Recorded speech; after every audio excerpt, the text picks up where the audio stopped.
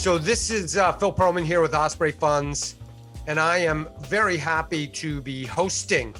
I'm coming to you from All Star Charts TV, but I'm the host, and we're interviewing Mr. All Star Charts himself, JC Peretz. JC, how are you, buddy? Phil, always a pleasure. You and I have been doing this for, we're pushing a decade doing these videos and stuff like that, talking about all sorts of things, and it has led us right here, baby. Cryptocurrencies. Who would have thought? It's crazy. We started doing this. We had no idea what crypto was, and we haven't done this kind of thing in a while, but it's great to do. We used to do like a Friday afternoon charts, Friday with All-Star Charts. I think that's what we did. Yeah, remember that? I would interview you. But we're going to start doing it. We're not going to do it every Friday. The reason, so what happened was it's the end of the quarter. And so the end of the quarter is a great time to back up the lens and look at the big picture. And so much people look at every little tick these days. We're going to look at price today, guys. We're going to look at price in the crypto markets. And people look at every little tick so much that that's a lot of noise. So one way to get rid of the noise and get more signal is to back the lens way up. And a great time to do that is the end of the quarter. So maybe we'll start doing these on a quarterly basis, JC, have you on at the end of the quarter. Before we begin, I just want to say that nothing that you say today represents the point of view of Osprey Funds whatsoever. We're Switzerland. We're completely neutral. You're going to just speak from what you're seeing. Price behavior is really the only directly observable phenomena that we have in markets. JC, how's it going, man? Going fantastic. Listen, I'm loving this. I'm looking at these charts anyway. We're talking about it. We're building our quarterly report, so it's in there. So these charts are basically directly from there. You wanted to talk about quarterly charts. I'm like, Phil, nobody looks at quarterly charts of crypto. Phil, come on, you're such a boomer. So almost. So crypto hasn't been around long enough really to look at quarterly charts. Is that what you're saying? We were even making fun of you in the meeting today. It was like, oh my God, Perlman wants me to come up with quarterly charts for crypto. How many quarters could they have possibly been around at this point? So monthly charts, I think that speaks to it. Monthly charts are long enough, but still incredibly powerful because you know why? Because it forces us to identify the direction of the primary trend. It gives us no choice, right?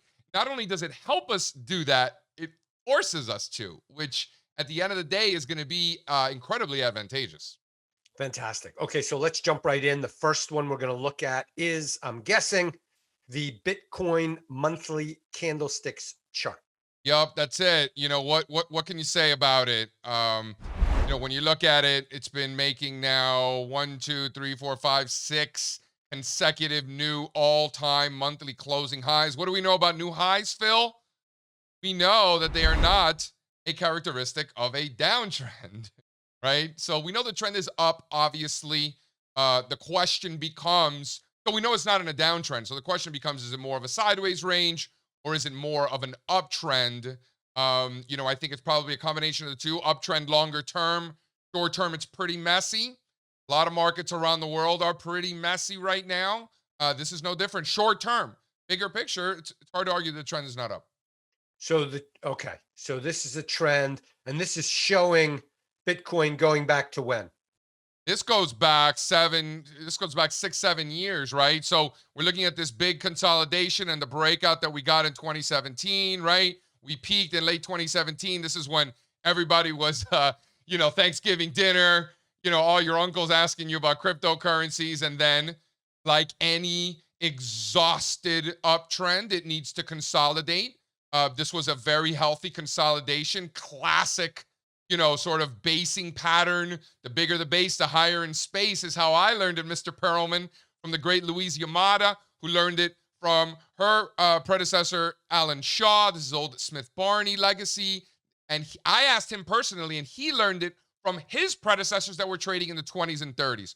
So the same principles that these guys and gals, in the case of Luis Yamada, were implementing across markets over decades and decades throughout the 20th century, we're now using those tools in an asset class that didn't exist back then. Phil, if you don't find that incredibly fascinating, and if that's not evidence enough that human behavior is the one constant here, then you're just not trying hard enough. So 6 monthly candlesticks in a row that are green. What's that about? Well, it's a strong uptrend. And, listen, when you look at these things, and I'll zoom in here just so you can take a look. When you, these bases, the reason you hear us say all the time, the bigger the base, the higher in space, big bottoms, big bases, explosive resolutions. That's the reason, because all of this is pent up demand, right? This is a frustrating market. Talk to anybody in the crypto space from any sort of trend following perspective anyway. Throughout 2018, 2019, early 2020, this thing was a mess, a hot, hot, hot mess. And then as soon as it broke out, it's funny because our mutual friend Josh Brown and I do a video once a month. And the month we started doing the video was as soon as Bitcoin was breaking out. So that was like the first chart that I showed in our first show. And again, forget what it did after that. Just for all investors moving forward, when you see these bases and all of a sudden you start seeing new highs that you haven't seen in multiple years, that's the signal. Whether it's Bitcoin or Ethereum or Chevron or Apple, it doesn't matter, right? So what do we see that tells us that we're heading back into a mess? What would you need to see? Right. So, we incorporate old Italian and you can argue even Indian math from 200 BC. The market is very symmetrical. The way the market behaves it responds to these mathematical levels, right? These, we call them waves, if you will. But that's just the way the market behaves. And Bitcoin has been probably the market that respects Fibonacci extension and retracement levels more than any market I have ever seen ever. Gold is pretty good, but Bitcoin is unbelievable. So that's really the level, that 46,000. I'll zoom in here so you could really see it. But it's that 46,000 level. As long as we're above 45, 46, I think is fine from any sort of tactical perspective. It doesn't change the bigger picture, right? The bigger picture, the trend is up, no doubt about it. But short term, I think things get messy if you're below 46. So now we're really getting too tactical, and that's really not the point of this. I think the bigger point of this is to, if you're trading it, that's one thing. If you're an investor, that's another thing. If you're in the industry of Bitcoin, that's another thing, right? So I think it gets back to, what we're always stressing, Phil. Who are you? Why are you here? What are your objectives? What is your time horizon? More importantly, what is your risk tolerance, right? So when I tell you 45,000 is my level, and it can't be long above that, that's me personally, that's me tactically. And investors can take that data and use it for themselves. Maybe it breaks below that, they're accumulating more, right? It depends on what you want to do. Ethereum. Well, what am I seeing? I'm seeing a huge base, Phil. You know what this breakout reminds me of? It reminds me of Bitcoin when it broke out above 20,000. It looks like what gold could potentially look like if it ultimately breaks out above those 2011 highs, right? So Ethereum's 2017 highs are gold's 2011 highs, right? Is Bitcoin 20,000, the peak that it hit in late 2017, right? That's this level for Ethereum. So what Bitcoin has just done, Ethereum certainly appears like it is about to, right? So we've wanted to buy this breakout above those former highs with that same thesis, in the same way that if and when gold ultimately breaks out above its 2011 highs, we will buy that breakout as well. Speaking of big bases, right? And this chart is, what are these candles? So here we're looking at weekly candles for Ethereum, right? Because we don't have that much data, so the weeklies will do it. The monthly will look similar, right? Just a big base and a potentially explosive resolution. From any sort of structural perspective, I think if we're above those former highs, the path of least resistance is higher. You got to give the benefit of the doubt to the bulls if we're above those highs. If we're below it, to your earlier question, what's it going to do to make it more messy? It would break back below those 2018 highs. That's what it'll do it. So as long as we're above that, I think the path of least resistance is higher, Phil. How high? Who knows? 3,000, 5,000, 10,000, why not? Bitcoin, 100,000, a million, why not, right? The question is less about how high it can go. A lot of people think it can go very high. It's more about where are you wrong, you personally, based on your personal objectives. I think that answer is going to be different for everybody. This is how I choose mine, right?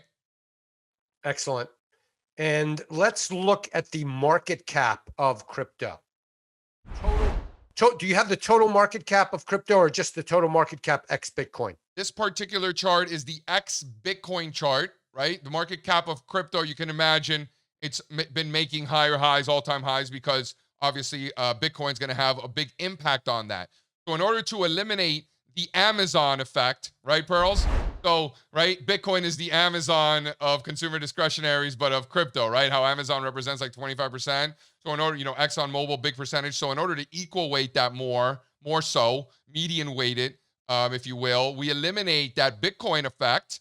And in a similar way that we equal weight the CRB index, because energy is like a third of the whole index, right? You're going to get a better reading by broadening it out. So taking out Bitcoin, the fact that we just broke out above these former highs in a very similar fashion to what Ethereum has done, right? That's not a coincidence, above those former highs, in the same way that we want to give the benefit of the doubt to the bulls. If Ethereum is above those former highs, as we just discussed here, right, those former highs, we're going to make the same exact bet on crypto as an industry, as an asset class. If we're above those highs, how can you be bearish?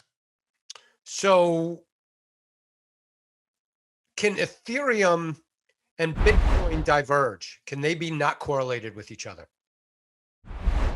Yeah, I think so. I mean, we've seen it, right? We've seen Bitcoin do what it's done, and Ethereum still stuck below those former lows. So there is certainly some of that.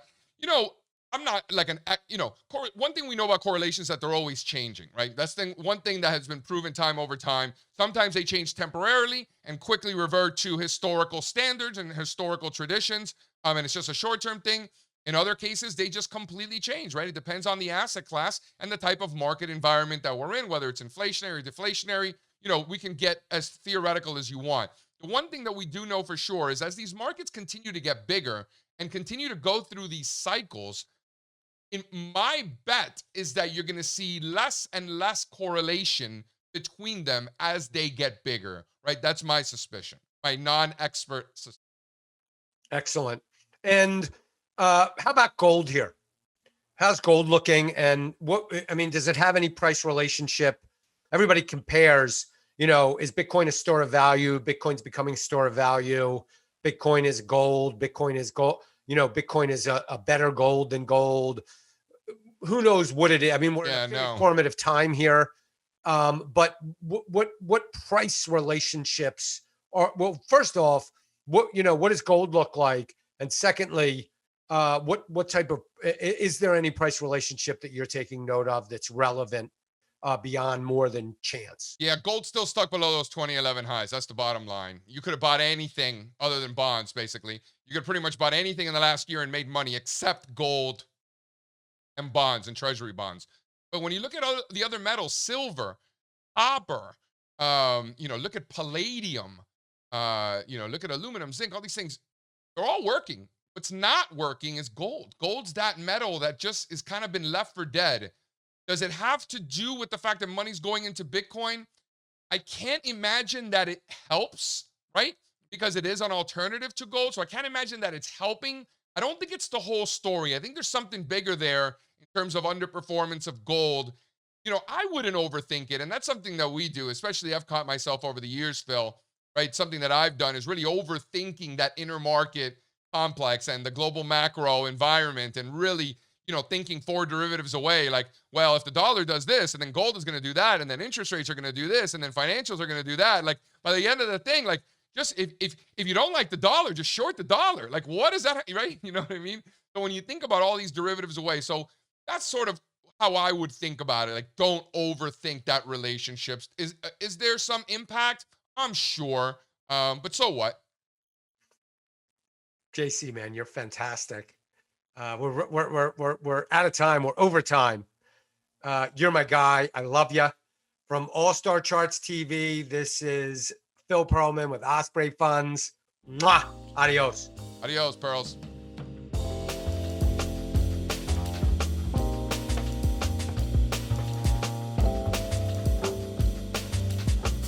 How the O's looking? So the Orioles the Orioles are probably going to be terrible. I love them. I'm going to love them. They started the year 3-0, swept the Red Sox. So I make a bet with Michael Santoli on the season series, Yankees versus the Orioles. He's got the Yankees, I got the Orioles. When they're 3-0, they played 2 against the Yankees the last 2 days, lost them both. So I'm down 2 on that, and it looks like I'm going to take Santoli and Mackey and maybe you out to dinner in October. But we'll see. Maybe they can come back. But they'll probably, they were 3-0. They'll probably finish, 62 and 100. So short the Orioles, long Crabs, long the Maryland Crabs. Short the Orioles, long Maryland blue steam crabs. That's the trade. That's the trade. Love it. I love it. All right, Pearls. Adios.